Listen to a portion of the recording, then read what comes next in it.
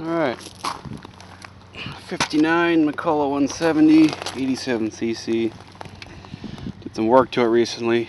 Put a new clutch drum on with a rim sprocket so I could run 3/8 chain, because the 404 and 58 gauges get really tough to find. And yesterday used a bar rail closer because this was really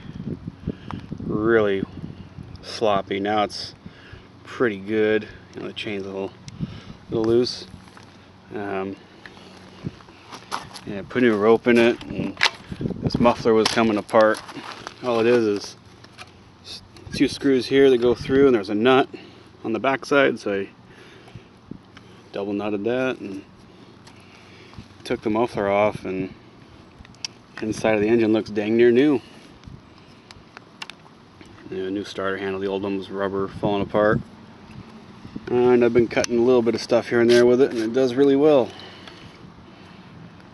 Hard to believe this was a saw that was used out for logging. The Pioneer I could believe, because that thing's a beat up piece of shit. Or the IEL, sorry. Start it up here. Hasn't been started since last night.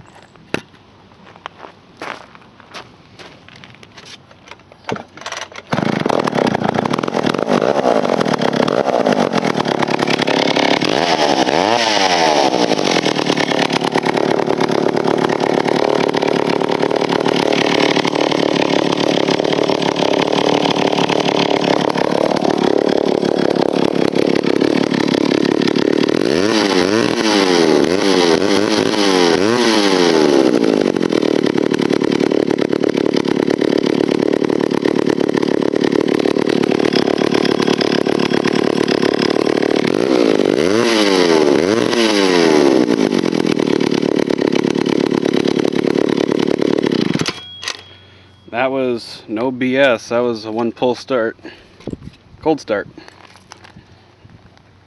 It just runs exceptionally well for how old it is.